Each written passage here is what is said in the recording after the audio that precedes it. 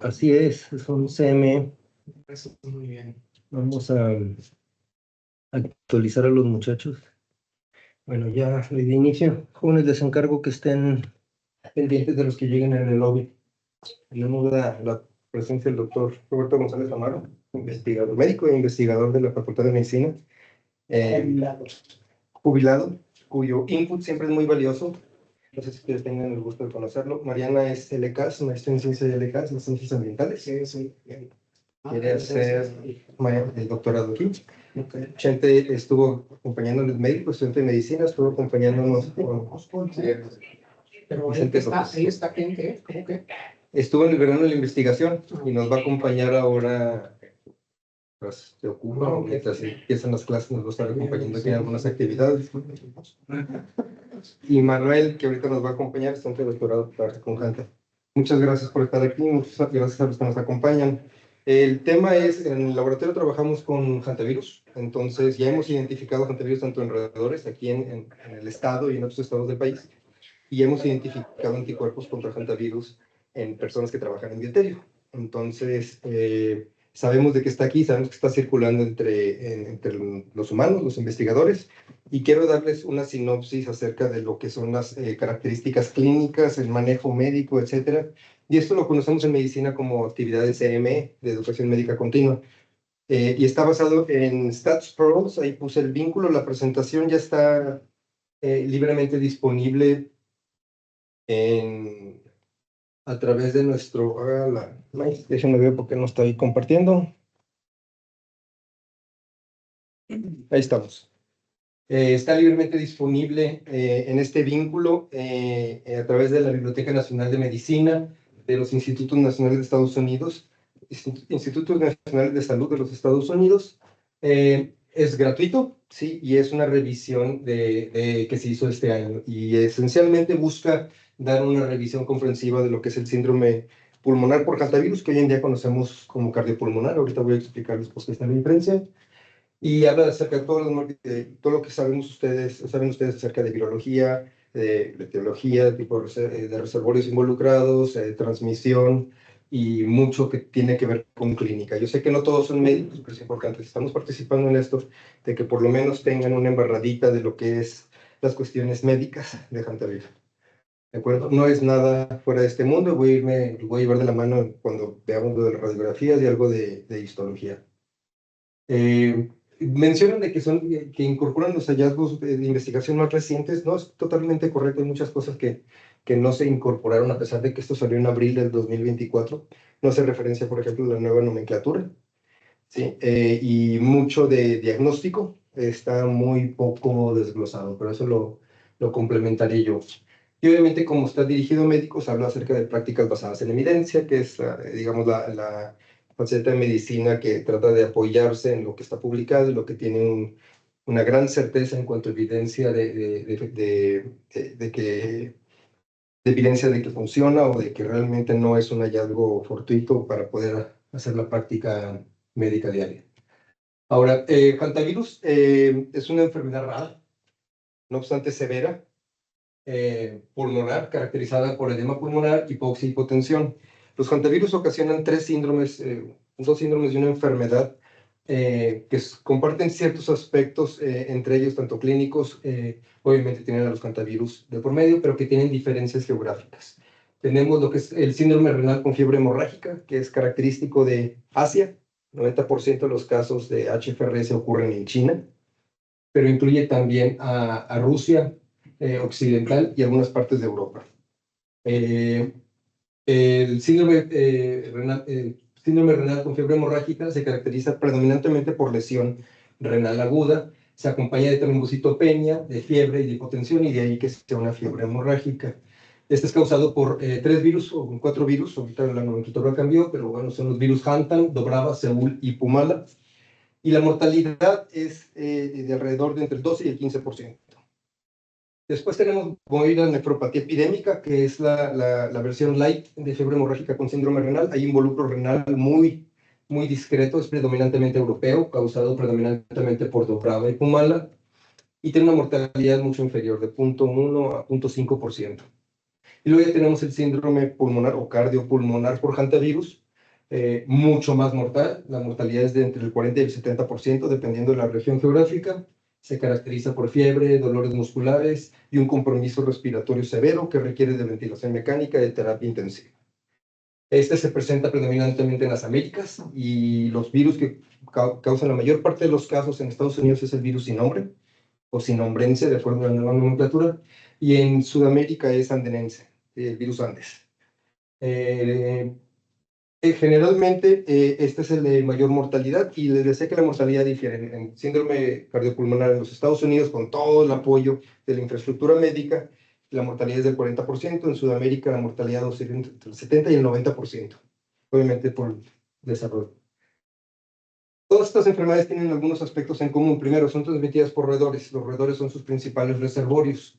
Afectan tanto a los pulmones como a los riñones, con diferente predominio dependiendo de qué enfermedad. Fiebre hemorrágica con síndrome renal afecta predominantemente a riñones y endotelio. Síndrome cardiopulmonar afecta predominantemente al pulmón y endotelio. Y la nefropatía epidémica es predominantemente renal. Los dos síndromes involucran un incremento en la permeabilidad capilar y se pueden acompañar de diferentes grados de coagulopatía de consumo. Predominantemente lo vemos en fiebre hemorrágica, pero no es exclusivo de ellos. Y estos dos síndromes se caracterizan porque el virus realmente no está ocasionando efectos citopáticos como lo hacen virus líticos, así como ocurre con ébola, por ejemplo, que te empieza a romper las células. La mayor parte de los síntomas y los signos que observamos en HPS y en HFRS dependen de una tormenta de citocinas y de una respuesta inflamatoria exacerbada. Por eso es mucho más mortal entre jóvenes con buenos sistemas inmunes. Les decía, todos son portados por los roedores. El contacto con el ser humano es accidental. Al inhalar orina, heces fecales e incluso tejidos animales infectados que están desecados y se aerosolizan, es como los llegamos a infectar. Los reservorios son asintomáticos, no solo son asintomáticos, no tienen ningún tipo de cambio morfológico o histopatológico fuera de la serología, y ellos exudan el virus a lo largo de toda su vida. El riesgo de infección es más alto entre las personas que tienen contacto con los roedores. Ahorita vamos a hablar de algunos grupos de riesgo, y la prevención se enfoca en disminuir el contacto con roedores, ya sea a través del control de roedores, de poblaciones de roedores, o utilizando equipo de protección personal si vas a exponerte a roedores, y esencialmente evitar el contacto de escenarios que estén ricos en roedores, como lo podemos ver en el caso de las casas que son abandonadas y las bodegas que son abandonadas y que de repente que ya no se van a utilizar. Hay que evitar frecuentar esos lugares. Pero eso es predominantemente prevención. No hay vacuna, pero hay algunas vacunas experimentales. Bueno, hay algunas vacunas disponibles en China que no están libremente disponibles para otras poblaciones, pero de todas maneras son dirigidos contra hantavirus asiáticos. El Comité Internacional de Taxonomía Viral, en marzo de este año, Mariana, publicó los nuevos estándares de nomenclatura. Entonces, ahora en lugar de referirnos a los hantavirus como hantavirus sin nombre o Andes o Oran, ahora nos referimos a ellos como oranenses, andenenses, sinombrenses, siguiendo la taxonomía lineana clásica. Los hantavirus se descubrieron en los 50 en Corea, muy cerca del río Hantan, de ahí el nombre de este género viral. Afectó tanto a tropas de las Naciones Unidas como a coreanos y chinos. El virus sin nombre emergió en 1993 en el brote de las Cuatro Esquinas, que es una región geográfica delimitada por las cuatro esquinas de Utah, Colorado, Nuevo México y Arizona, predominantemente transmitido por Peromyscus maniculatus, el ratón ciervo. No es el único, pero es el más preferido por el virus. Andes predomina en Sudamérica, es particularmente virulento, tiene una altísima, mayor mortalidad, que llega al 50-70%, mientras que sin nombre se queda alrededor del 40%. E importantemente, andenense es el único que puede transmitirse de ser humano a ser humano. Hemos revisado algunas presentaciones acerca de las futuras pandemias, de perspectivas de pandemias. Andes virus es uno de los agentes que más preocupa por su potencial pandémico y la alta mortalidad, muy por encima de SARS-CoV-2 y de influenza. Muy por encima. A la fecha se conocen 24 hantavirus que son patogénicos. Todos ellos son virus que tienen 3 segmentos genómicos de RNA, cadena sencilla, sentido negativo. Ya sabemos para qué codifican. Y el virus es pleomórfico, tiene muchas diferentes formas. ¿Sí? No tiene una forma constante como los que tienen simétricos aédrica y otro tipo de virus. En Estados Unidos es donde obviamente se ha dado seguimiento a los casos de síndrome cardiopulmonar. En México no tenemos ningún solo caso registrado a la fecha. No es porque no exista, no es porque respete la frontera, sino seguramente porque no lo estamos buscando, no lo estamos diagnosticando. 7 estados de Estados Unidos corresponden al 70% o presentan el 70% de los casos. Y como pueden ver, todos son los estados fronterizos con el norte del país. Entonces es muy probable que los más abundantes, que son Nuevo México, Colorado está un poquito más lejos, pero Nuevo México pues, colinda con la parte superior de Chihuahua y algunas partes de Coahuila. Entonces, bueno, Coahuila no, de Chihuahua predominantemente. 50% de las infecciones son debidas a exposición doméstica. Esto es muy interesante porque nosotros encontramos entre algunos de los estudiantes de la población control seropositividad IgM a hantavirus. Seguramente estamos hablando de exposición doméstica. No tienen factores de riesgo de contacto con roedores ni en laboratorios ni en escenarios silvestres. El 10% se deben a ambientes de lugar de trabajo o ocupacional, exposición ocupacional. Predominantemente estamos hablando de biólogos, veterinarios, ¿sí? Agrónomos. Y el 5% a actividades de recreación, a pesar de que los primeros 2 casos del brote inicial de las 4 esquinas ocurrieron precisamente en personas que practicaban el senderismo, bueno, maratonistas, ¿no? Eran indígenas diné, mal llamados navajo. Hay diferentes virus que son patogénicos. Es una lista muy breve, nada más lo importante sin nombre. En Norteamérica y seguramente en México es patogénico. New York, predominantemente en Estados Unidos, junto con Monongahela. Estos 3, Bayou, Black Creek Canal y Laguna, se encuentran en México. Sabemos de que están presentes en México y en la frontera de Estados Unidos. También pueden ocasionar síndrome cardiopulmonar. Y ya más abajo del continente, pues Andes en Sudamérica, Orange, Choclo, Río Mamor y Lechuana en Sudamérica predominantemente. Y hay muchos otros hantavirus que pueden ocasionar estas enfermedades.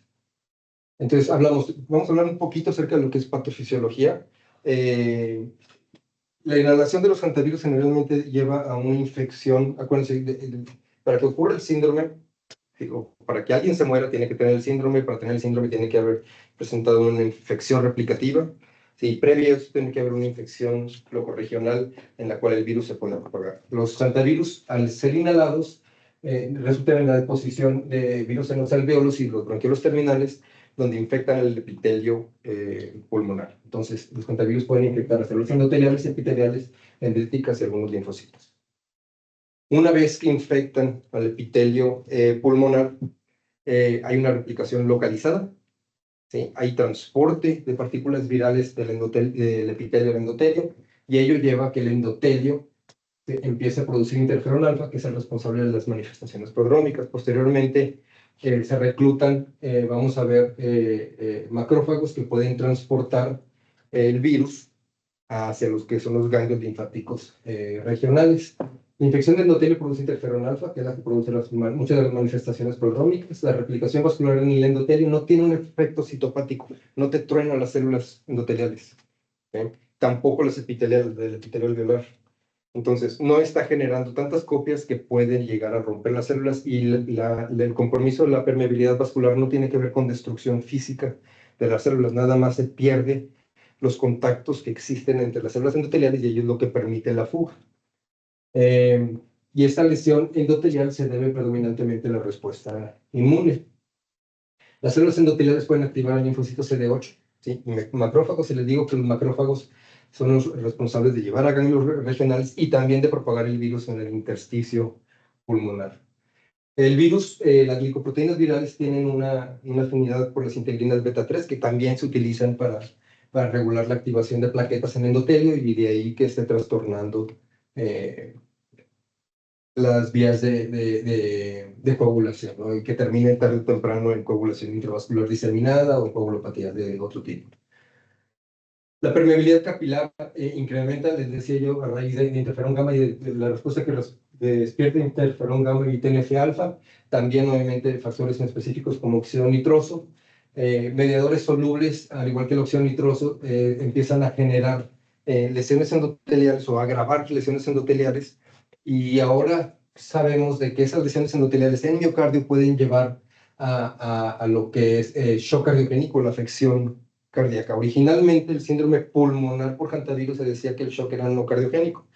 El corazón empezaba a fallar porque se pensaba que el pulmón estaba encharcado, estaba edematizado, y ello llevaba río abajo a que el corazón empezara a batallar para bombear, y llevando a un estado de shock. Hoy en día sabemos de que las lesiones endoteliales también afectan al corazón, y el corazón también participa en muchos de los procesos, ¿cómo se llama?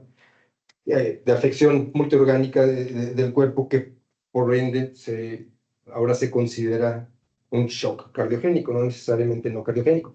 Y la definición cambió a síndrome cardiopulmonar para incorporar este conocimiento.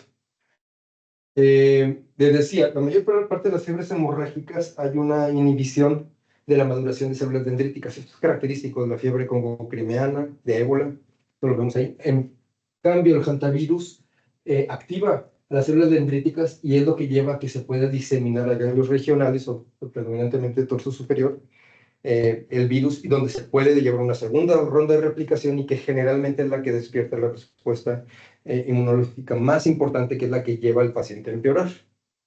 Entonces ahorita vamos a ver, cuando hablemos acerca de la presentación clínica, cómo se refleja esto.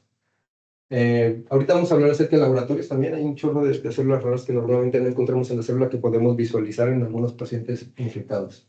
Voy a hablar acerca de histopatología, pero antes de hablar de histopatología tengo que enseñarles lo que es un pulmón normal.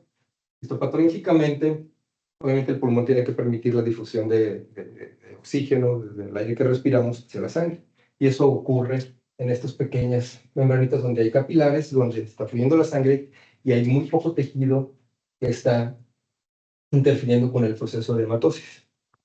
El pulmón es predominantemente aire, como pueden ver, tenemos muy poco tejido pulmonar, es una arteria pulmonar. Entonces es como lo vemos normalmente, es un epitelio alveolar muy delgadito, con muy pocas células. Esta es una tinción con hematoxilina de eosina, entonces los núcleos los estamos viendo morados, el resto de las células las vemos en rojito. ¿Qué es lo que ocurre histopatológicamente en hantavirus? Bueno, primero, obviamente lo primerito que vemos es de que hay una gran abundancia de células, un gran infiltrado mononuclear. Vemos engrosamiento de alveolos, ya no son delgaditos como los veíamos en la diapositiva anterior, ya los tenemos un poquito más gruesos. Podemos ver el edema pulmonar. Aquí estamos viendo los alveolos se pierden totalmente la estructura, y eso es lo que interfiere con la hematosis. Podemos ver un infiltrado de células mononucleares, que son estos puntitos que ven aquí más oscuros, y podemos ver depósitos fibrinosos dentro de los alveolos. No es más que una lesión que está ocurriendo dentro de los alveolos, no tanto en el intersticio. Todo esto sería intersticio, que es la parte que está, digamos, aquí, que es el tejido pulmonar per se. Si usamos técnicas de inmunohistoquímica basadas en peroxidasa, todo lo que está en café va a corresponder a lo que es positivo a esa tinción. Entonces, si usamos anticuerpos específicos a granzima B, podemos ver que hay linfocitos que producen granzima B, ¿sí?, en lo que es intersticio pulmonar. Muy poquitas células CD4 presentes en el tejido pulmonar, pero abundante CD8. ¿Sí? La respuesta citotóxica es muy importante. Tenemos muchos linfocitos CD8 que están marcados en esta porción en café. Tenemos linfocitos que tienen antígeno TIA1, no sé cuál es la relevancia, nomás lo menciona el doctor González Zamora, nos podrá hablar mejor de eso. Y incluso podemos ver con técnicas inmunohistoquímicas, podemos detectar antígenos virales presentes en las células del endotelio, como del epitelio alveolar, que son los puntitos cafés que se ven ahí en esa función. No sé la relevancia de TIA1. Yo inmuno estoy. Nunca había escuchado ese. Aunque antígeno 1 de restricción de linfocitos T. Restringido, entonces. Yo menos lo voy a escuchar. Ahora, ¿qué es lo que vemos en la presentación clínica? ¿Qué nos debe de hacer sospechar ¿Le puedes prender el aire, por favor, María? ¿Qué es lo que nos debe de hacer sospechar de hantavirus? Si te fijan, lo primerito que menciona es la historia de contacto con roedores. Eso es fundamental, ¿sí? No tanto, acuérdense que hay muchos signos, muchos síntomas que son inespecíficos. Lo primero que debemos de pensar, si vamos a considerar el diagnóstico de hantavirus, es la epidemiología. ¿Cuál es la prevalencia de hantavirus en esa región?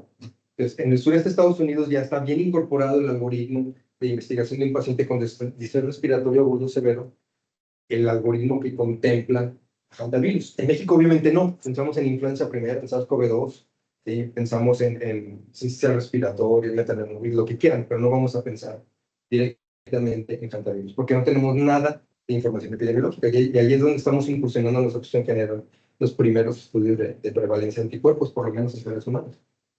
Entonces, primero es considerar que la epidemiología, la historia clínica.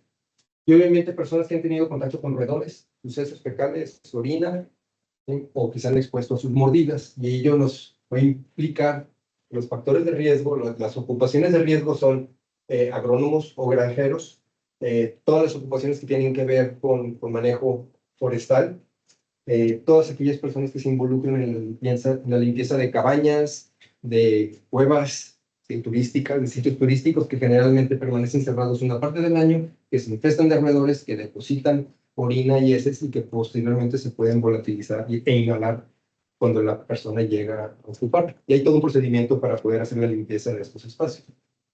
La fase prodrómica que les hablaba yo es muy específica, ¿sí? Se considera una IL, una enfermedad semejante a la influenza. Incluye cefalea, dolores musculares, vómito y dolor abdominal. Vómito y dolor abdominal parece ser muy constante entre fiebre hemorrágica con síndrome renal, nefropatía epidémica y síndrome cardiopulmonar. La bronca está que de 3 a 6 días después de la fase prodrómica, una semana después, tenemos una progresión rápida hacia el deterioro respiratorio.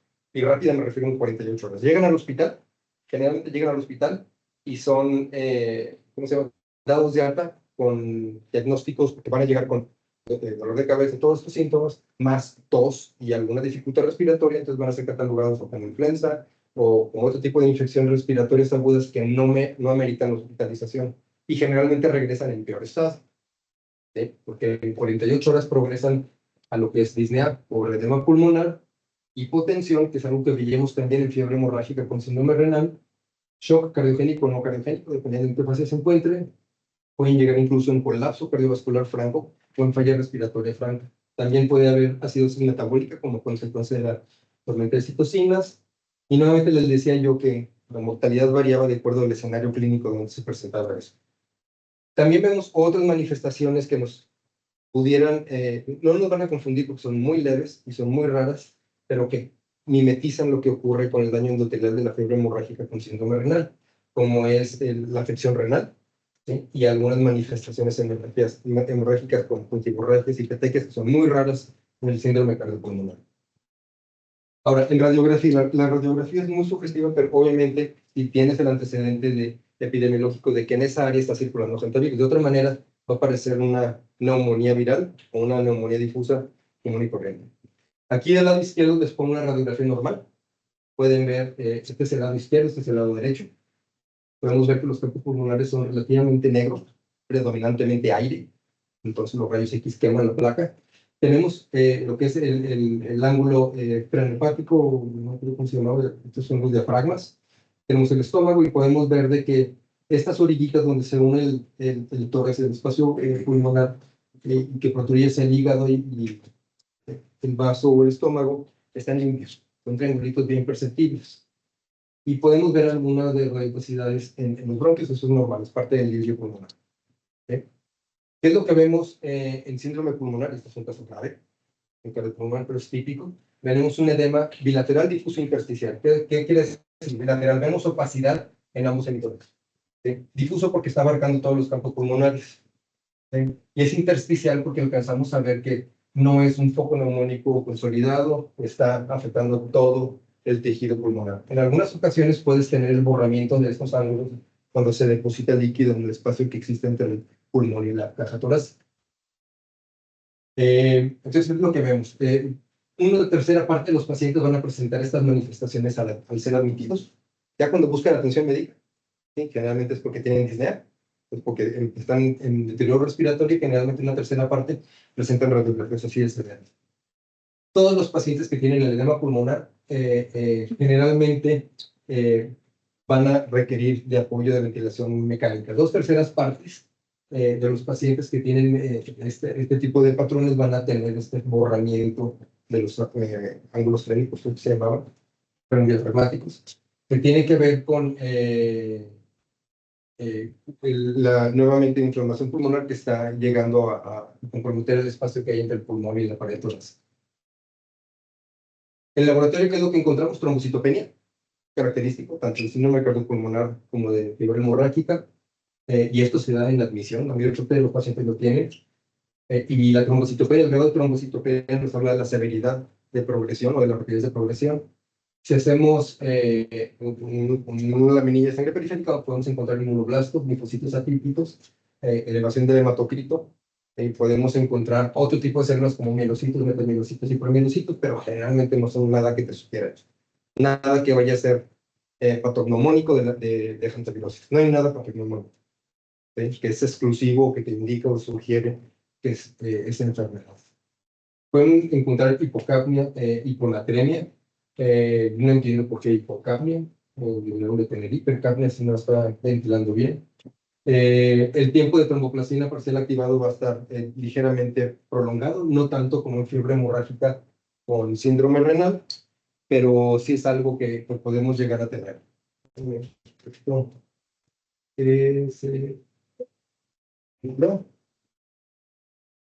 El diagnóstico está allí. Aquí es donde el artículo hace muy pobre trabajo para hablarnos del diagnóstico, que es en lo que predominantemente estamos involucrados nosotros. El artículo menciona directamente lo que es ensayos de inmunofluorescencia e inmunoblots para poder diagnosticar hantavirus.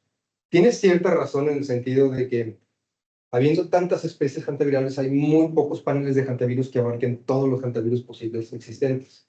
Entonces, los anticuerpos tienen la fortuna de que pueden tener mucha reacción cruzada. De hecho, sí se descubrieron hantavirus sin nombre en el 93 porque presentaban reacciones cruzadas con anticuerpos que eran específicos para Hantan y creo que Pumala. Entonces, hay mucho parecido en las glicoproteínas que permiten utilizarlos. Pero el estándar de oro, si revisamos la literatura más moderna de hantavirus, sigue siendo UPCR específica para el virus circular. O sea, aquí en México, ¿qué es lo que queremos? Bueno, si vamos a hacer una prueba de hantavirus dirigida contra sin nombre o las cepas que sabemos, perdón, las especies virales que sabemos que están circulando en esta región, que no van a ser los mismos hantavirus que se consideran en Estados Unidos, en Nueva York, o en la región de las Cuatro Esquinas, en Chile o en Argentina. ¿Sí? Entonces, eso es importante. Los ELISA siguen siendo una estrategia diagnóstica muy útil, sumamente útil, es la que estamos utilizando nosotros. Desafortunadamente, los ELISAs tienen una vida media muy corta en cuanto a consumibles, tienen una gran relevancia en el contexto epidemiológico, como lo ocurre también en pandemias de influenza y de COVID, que permiten revisar rápidamente a muchas personas, pero no son tan específicos como la RT-PCR. Pero desde el punto de vista epidemiológico es muy útil. ¿Sí? Y nomás, son muchos datos, pero nomás quiero ser muy breve. 40% de los pacientes van a requerir ventilación mecánica, 70% de los que vienen con las radiografías con evidencia de lo que es eso, neumonía intersticial difusa, perdón, sí, neumonía intersticial difusa bilateral. La oxigenación de membrana, oxigenación extracorpórea se ha aprobado en la Universidad de Nuevo México y tiene una tasa de éxito del 70%. También se estuvo incursionando mucho con esta técnica en el contexto del COVID, pero no con tanta eficiencia como se ve para el síndrome cardiopulmonar. Obviamente porque esencialmente estás permitiéndole tiempo al pulmón que se desinflame, al controlar la respuesta inmunológica, que es lo que mata al paciente, ¿sí? Y estás oxigenando su sangre por fuera. Es una máquina que prácticamente tiene un clase de pulmón por fuera, está circulando la sangre para poder oxigenar. A pesar de los cuidados intensivos que se le brindan al paciente, una tercera parte de los pacientes van a morir, ¿sí? Especialmente durante las primeras 48 horas, por eso que es rápidamente progresivo. El 50% de los pacientes no necesitan de ventilación mecánica si se manejan con un balance de fluidos adecuados y obviamente monitorean en terapia intensiva. Ribavirina, pues lo usamos para todo. No hay muchos medicamentos en el arsenal antiviral, se sigue utilizando y es controversial su utilidad. Y aquí lo importante desde el punto de vista médico es de que el manejo de fluidos, de una manera el seguimiento de lo que es el balance de líquidos y el manejo de fluidos agresivo permite que el paciente progrese de una manera más leve, al igual que con el uso de inotrópicos como dobutamina para mantener el corazón, la capacidad de bomba del corazón.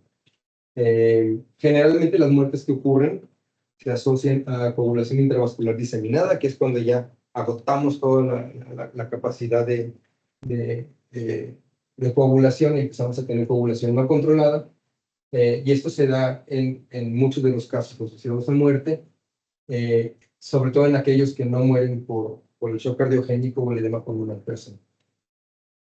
Se manejan 4 estadios clínicos de la enfermedad, no le hagan mucho caso, porque hay mucha controversia todavía, no hay un sistema de estadiaje. Esencialmente el artículo se basa en este artículo.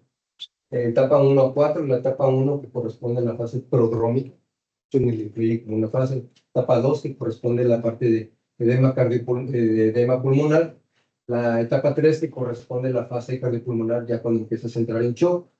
Y la última fase que es de convalescencia, donde ya predominantemente nada más ves lesiones renales, sí, muy ligeras en caso de HPS, y ocurre durante la fase de convalescencia. Entonces, es un síndrome que progresa rápidamente, ¿sí? y que tiene alta mortalidad. Diagnóstico diferencial. Si revisamos la presentación anterior que presentó Chente, ¿tú la presentaste? ¿O fue Miguel? ¿Tú? Esta presentación ya está disponible también en nuestro sitio web, al igual que la que estoy exponiendo ahorita. Entonces, si nos vamos a ver los diagnósticos equivocados en el caso de COVID, va a incluir a todas estas, a muchas de estas entidades. Lo primero que tenemos que pensar obviamente es una neumonía micobacteriana, o una neumonía adquirida en la comunidad, una neumonía por influenza, sigue siendo lo más común. Fiebres hemorrágicas, si vives en un país que tiene alta incidencia de fiebres hemorrágicas, predominantemente México no vemos esto. Y esto sí lo tenemos que considerar en México, lo que es leptospira, todo tipo de rickettsiosis, ¿sí? Enfermedad de Lyme por Borrelia y Babesia y anaplasmosis, nada más porque en algunas presentaciones clínicas aberrantes o atípicas llegan a confundirse con síndromes respiratorios agudos, como COVID o como HANTA.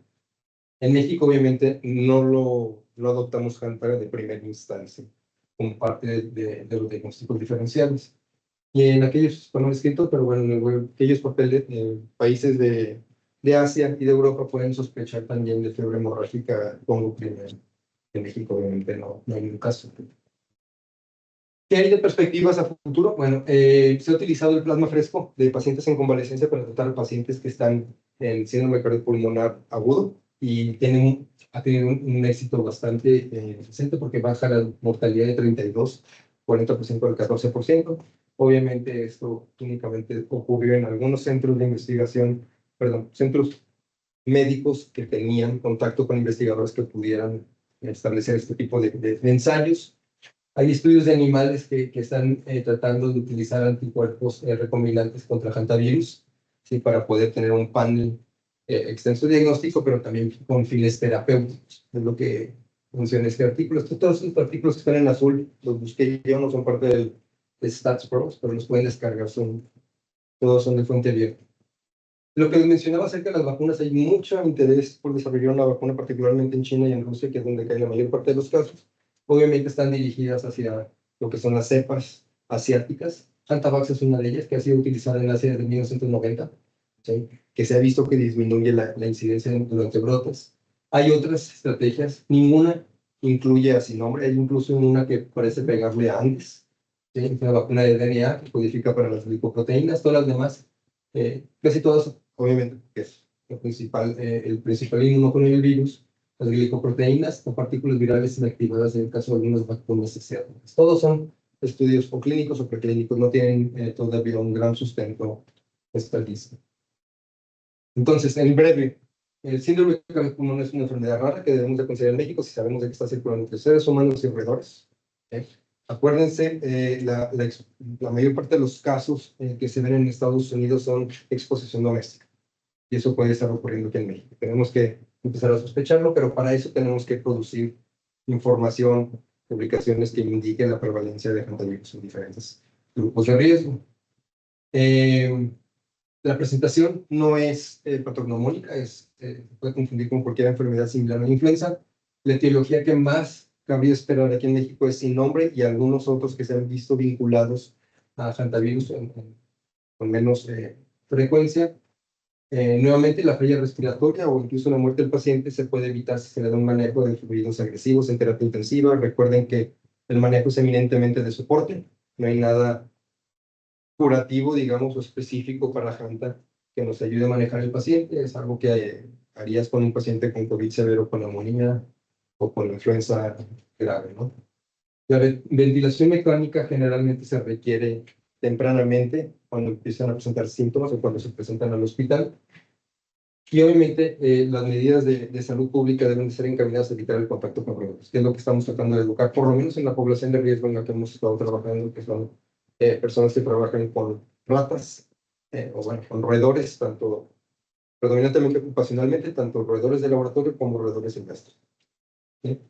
Eh, StatsPro nos da acceso a dos preguntas de los quizzes. Si ustedes pagan para la suscripción, les dan hasta 25 preguntas para evaluar sus conocimientos. La primera, quiero que lo analicen en el contexto de México. Olvídense de Hantavirus y la información que hemos presentado. Un hombre de 25 años, es joven, sistema inmune fuerte. 2 días de haber presentado fatiga, fiebre, dolores musculares. Viajó a Nuevo México, el estado de Nuevo México, el estado que presenta la mayor parte de la casuística de HPS en Estados Unidos, también es uno de los estados más fregados de Estados Unidos. Comió en un restaurante local, tomó agua local y reportó la presencia de ratones en su cuarto de hotel. Sus signos vitales son 100 latidos por minuto, tiene taquicardia, el corazón está compensando por algo, generalmente es por la hipoxia, o puede ser que esté perdiendo volumen.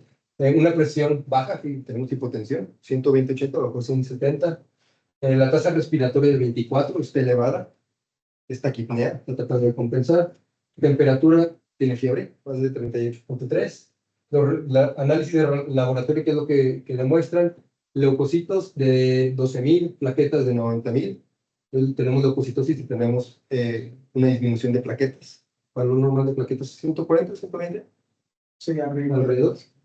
Y 150. 150. 400. Sí, o 300 o 400. Sodio sérico de 129 está elevado. Entonces, le hacemos radiografías y tenemos infiltrados intersticiales bilaterales, tal cual los que vimos en la radiografía anterior. La serología sale positiva para anticuerpos contra un organismo endémico en la región. ¿Cuál es el organismo? En el caso de Nuevo México, tenemos que pensar, obviamente, leptospira, epidemiológicamente pensaríamos en influenza y en SARS.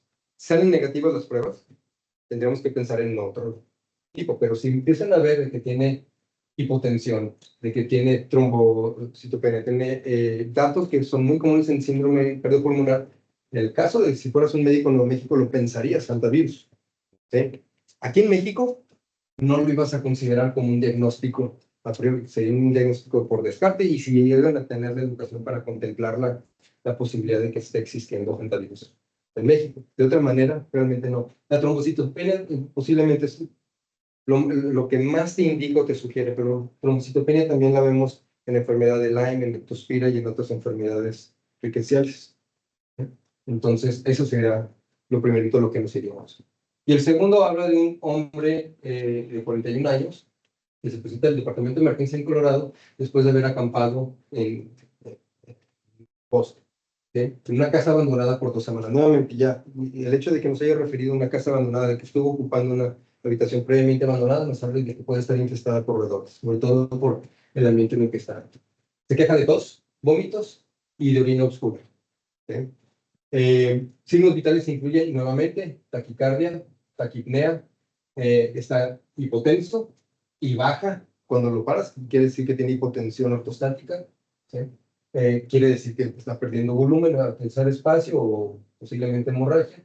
Aquí no sabemos. Tiene fiebre y la saturación está en 94. Le hacen estudios de laboratorio, encuentran todo normal con excepción de trombocitopenia, que ya no debe superar HPS. Algunos metamielocitos, que les dije que es algo que podemos encontrar rara vez en las laminillas de sangre periférica, los amarrados. Rayos X demuestran nuevamente infiltrados vacilares bilaterales, y a pesar de que se ha iniciado el proceso de sepsis, donde empiezas a meter anticuerpos, un manejo agresivo de líquidos y obviamente va a estar en terapia intensiva, que es lo que menciona, abastecimiento de oxígeno, suministro de oxígeno, la condición del paciente continúa a declinar. ¿Sí? Se presume que tiene una infección transmitida por un vector de roedores, nuevamente, leptospira, tifo murino, cualquier otra rickettsiosis. Puede ser Hantas, es una región endémica. Serología confirma el diagnóstico, no te dicen cuál es. Dado el diagnóstico más probable, ¿cuál es la principal causa asociada a la muerte de este paciente? Si estamos pensando en hantavirus, tenemos que pensar, si el paciente sigue deteriorándose a pesar del manejo, tenemos que pensar en una coagulopatía de consumo, una coagulación intravascular diseminada. Todo lo demás no puede condicionar la muerte del paciente. ¿Okay? Entonces, muchas gracias. No sé si tengan alguna duda. Choco, tú dices que tenías muchas dudas. Adelante. Aprovechemos a la eminencia inmunológica aquí que nos puede hablar mucho acerca de medicina. En línea está ¿no, Diego? Diego, ¿tienes alguna duda para nosotros? Todo bien, todo bien. Dijo que no. Bueno, esta presentación se va a subir como siempre, a nuestro YouTube y Facebook, para que puedan verla otras personas que no pudieron estar presentes. Como les mencionaba, ahorita vamos a tener una reunión con el doctor González Amaro para revisar los resultados raros que tenemos de LISA. ¿Okay? Muchas gracias por su insistencia, doctor. No, Fue muy grato tenerlo aquí. ¿Qué puedo preguntar? Claro, puede hacer comentarios y preguntas. La ciudad que tiene más roedores en Estados Unidos por habitante, entiendo yo que es Nueva York, Sí, el virus New York y Prospect Hill. y no se ven muchos casos en Nueva York. La bronca es de que la mayor parte de los roedores que se encuentran en el noreste de Estados Unidos, Nueva York, Maine, New Hampshire, son ratas. Las ratas generalmente acompañan a la civilización, a los grandes asentamientos humanos. Las ratas no transmiten hantavirus americanos, pero transmiten hantavirus asiáticos, fueron importados. ¿Sí? Porque ratas portuarias llegan infectadas, se brincan del barco, vienen de China, vienen de regiones endémicas como Corea, Taiwán. Y ahí lo que empezamos a ver en el noreste de Estados Unidos, que es precisamente el estudio que hizo Barbara Nast. Claro, ella se enfocó en personas expuestas a ratas de laboratorio, pero empezaron a ver de que si la rata es el roedor más abundante en el noreste de Estados Unidos, lo más probable es de que estén presentando una fiebre muy ligera de fiebre hemorrágica con síndrome renal que conocemos como una nefropatía epidémica. Asintomática, la mayor parte, muy bajísima mortalidad. Donde se ha estudiado más eso, no en poblaciones abiertas, es en personas que tienen contacto con ratas de laboratorio. Ratus, y ratos norvegus son ratos que pueden ser infectados por hantavirus asiáticos. Y también como parte del mercado de tráfico, tanto lícito como ilícito, de animales de laboratorio y de lo que se conoce como fancy rats, lo que son ratas mascota o ratos para alimentar a otras mascotas como serpientes. Estas ratas vienen infectadas se ha demostrado que vienen infectadas por Hantan, por Seúl, Dobrava, Humala, dependiendo de dónde vienen, y están infectando a personas que trabajan en bioterios con ellas. Entonces empiezan, Barbara Noss mencionó el 25% de los trabajadores de bioterios estaban infectados. Nosotros en la primera ronda que hicimos aquí, tratando de emular el trabajo de Barbara Noss, ¿qué porcentaje vamos? ¿10%? ¿12%? ¿Sí? Llevamos 5 identificados de 40 y qué hubo, ¿no? Entonces, eso es lo que se está viendo allá. La mayor parte de los que han estado infectados por Seúl, transmitido por ratas de laboratorio, personal de bioterio, la mayor parte fueron asintomáticos. O tuvieron una enfermedad tan leve que pasó desapercibida hasta que hiciste un interrogatorio dirigido. Algunos fueron hospitalizados, pero nunca se identificó como tal la presencia de Hanta. Fueron manejados por sintomatología muy leve, ni uno de ellos murió. Entonces estamos hablando de una dinámica hantaviral importada, que es relativamente nueva, porque ese 25% era positividad IgM, y la de IgG era muy baja, entonces eso te habla de que es una introducción reciente. Y aquí lo que estamos encontrando también, tenemos 1 IgG positivo, y 5, 6, 7 que son IgM positivos. El número de casos que mostraste es... ¿Estados Unidos? No, es en un espacio temporal, pero... Fue durante un año. El de bioterios, el estudio de bioterios. Pues los números que nos mostraste, 147 en Nuevo México. No. Esos nada más durante el 2021. Bueno, casos acumulados hasta el 2021 son 697 casos. Sí, desde enero de 2017, perdón. Desde el brote de Four Corners ya van en varios miles. Sí, pero el 2017 ¿sí? Al 2021, que creo que es cuando se hizo este mapa, o 2022, esta es la casuística acumulada. No, epidemiológicamente no parece resonar así de importancia, pues, es algo raro. El peor estado, Colorado, o Nuevo México, 119, en la gran perspectiva de COVID o de HIV o lo que quieras, no importa. Lo que importa es la mortalidad. La mitad de estos se están muriendo. Y en Estados Unidos, ahorita acá abajo, pues sería peor. ¿Es la razón del interés de ustedes por el virus estos o cuál es la razón? Sí, o sea, nuestra razón es, bueno, primero empezamos a trabajar con patógenos respiratorios con el doctor Danilo Loyola, buscando influenza en el tiempo de 2009. Vimos de que había muchos, ahora con COVID, de que salían pruebas negativas y que los pacientes podían estar siendo infectados por otros patógenos que no reconocemos. Sabemos que el virus está presente en México, sabemos que Sin Nombre está presente, Sin Nombre está presente en el cerro de, ¿cómo se llama? De San Pedro, aquí, luego, el virus Sin Nombre. No hay un solo caso registrado de hantavirosis en México. Entonces, ¿qué es importante? Es importante desde el punto de vista de, ok, a lo mejor no van a ser muchos casos, no lo sabemos. A lo mejor no van a ser muchos casos, pero si está circulando tiene una altísima mortalidad. Número 2, si en Estados Unidos, en los puertos, están teniendo infecciones por hantavirus que ocasionan fiebre hemorrágica con síndrome renal light, nefropatía epidémica, lo más probable es de que nosotros también tengamos, sobre todo en las ciudades portuarias, la presencia de sus hantavirus. Y necesariamente ello se va a expandir. Las ratas tienden a expandirse, siguen a las civilizaciones a través de rutas de comercio. ¿Sí?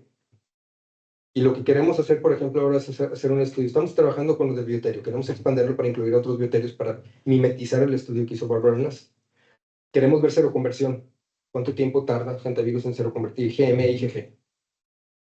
Y que es algo que no hemos visto. Y luego queremos también estipular en poblaciones que no consideramos de riesgo, ¿sí? En pepenadores, en población abierta, en personas ¿cómo se llama? De campo. ¿Y cuál es la prevalencia de eso? Porque te habla de exposición doméstica rural, doméstica urbana, te habla de que pudieras encontrar la presencia de un virus previamente desconocido que puede estar ocasionando muertes, ¿sí? En México del que no sabemos nada. Pues con los antecedentes de que tenemos de la distribución de promiscuos, que es el principal reservorio de Sin Nombre, sabemos que está por todo México. Está prácticamente en todo México, que está delimitado por las Sierras Madre. Tarismo. Y luego ya más abajo tenemos otro tipo de ratones como Podemus claviculis, creo que, o agrarios, que puede ser infectado por otros hantavirus. Entonces, el hecho de que no tengamos casuística, que los norteamericanos tengan una casuística en los estados fronterizos, pues nos debe de hablar de que debe estar circulando esto. Sí, es algo exótico, es algo raro. Epidemiológicamente, desde el punto de vista epidemiológico médico, no tiene una gran relevancia, pero realmente desconocemos cuál es la frecuencia. Tenemos peores condiciones sanitarias, tenemos una mayor, no me acuerdo cuál es el porcentaje de la población rural que tiene México, que va a tener más contacto. Estos estados, que son los más fregados de Estados Unidos, sobre todo Nuevo México y Arizona, se caracterizan porque tienen una gran población indígena, las poblaciones más humildes, y creo que es el 75-80% de la población vive en el medio rural. Pues buscan eso a México, pues nos debe de estar dando una casuística muy parecida. ¿Hay alguien más en México que haya estudiado esto? Sí, sí, hay muchas personas. Sí. Creo que Gerardo Susán, ¿quién es el otro? Es un biólogo bien chido, lo acabo de conocer Bueno, sí, me acuerdo, pero Vigueras Perdón también. Sí, hay muchas personas que han estado trabajando hantavirus en roedores. Sí. Predominantemente, digo, hay unos que sí se han trabajado en varios estados de México, pero predominantemente en lo que es el centro de México, ¿no? Y también han encontrado Sin Nombre y otros hantavirus. De hecho, hay una publicación reciente que descubrió lo que se consideraban que eran 3 hantavirus nuevos, que no sabemos si están asociados a síndrome cardiopulmonar, que tienen nombres mexicanos, que era Carrizal, Montaño y Huitzilac. Ya ahorita los nuevos estudios de nomenclatura pues no pudieron meterlos en una de las clases porque no están completamente secuenciados. También que es algo que queremos hacer. Es una limitante también de la información que se tiene en México, porque las investigaciones o los datos que tenemos hasta el momento es únicamente seroprevalencia. Entonces limita mucho si no se utiliza un... Seroprevalencia en roedores. En roedores, una. Y se limita mucho la caracterización de cualquier especie hantaviral si no se aísla y se analiza por métodos moleculares, que es también otro acercamiento que queremos hacer en la laboratorio. ¿Y estas PCRs que son específicas de qué? Abre la puerta, ¿no? ¿Cuál es? Estas PCRs diagnósticas son específicas de variante, de cepa. Muchos utilizan lo que se conocen como ligos panhantavirales, O sea, no que tratan de distinguen- amplificar a todos. Nosotros hemos utilizado esos ligos aquí y tuvimos una racha muy mala, no encontramos nada. Manuel lo que se puso a hacer fue hacer alineamientos específicos por cladas para desarrollar oligos específicos, ¿sí? De ciertos grupos de hantavirus y también oligos específicos para especies virales. Son 15 especies virales Son 14 especies hantavirales. que sabemos que circulan en México. Y eso, con eso sí hemos encontrado. Pues aquí están. Los puntos verdes son Los puntos verdes son las detecciones que tenemos para los oligos específicos. Bueno, esto es panhantaviral que hicimos nosotros. Es uno más chiquito. Y luego la siguiente columna es para el virus sin nombre, para Monongahela, para New York, el Limestone Canyon, Montano, el Moro Cañón, Huitzilac, Río Segundo, Carrizal, Black Creek Canal, Catacamas, ¿qué es? ¿Oral? No, oro. No, Playa de Oro, Bayo y Muleshoe, que son los que sabemos que pudieran estar en México, que se han identificado en México, que están emparentados a esos filogenéticamente. Y lo que queremos hacer es una batería precisamente diagnóstica, que nos permita, si llega un paciente, que es la siguiente fase que queremos llevarlo, a establecer colaboraciones con Martín Magaña, con los infectólogos del Hospital Central para empezar a derivar a pacientes que tienen un distrés respiratorio, un compromiso respiratorio agudo severo y que son influenza y COVID negativos. Ya por último, estaba viendo lo del TIA1. Mm. Es una proteína que curiosamente se almacena en los gránulos citotóxicos que tienen los Un marcador de CD8. Es muy curioso porque lo que dice aquí que es una proteína que se une a RNA y que regula el procesamiento alternativo de una proteína muy interesante.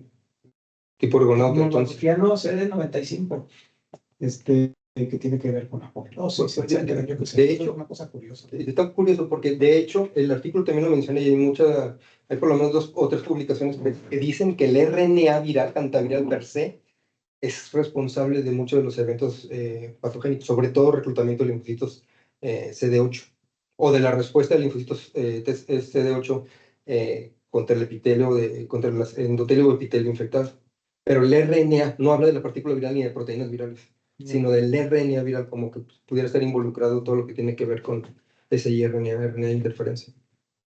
No, y bueno, hay sistemas de reconocimiento directos de la unidad natural de Moléculas de ácidos nucleicos. Eso también activa mucho los fagocitos, etcétera, PNF, todo eso. Claro.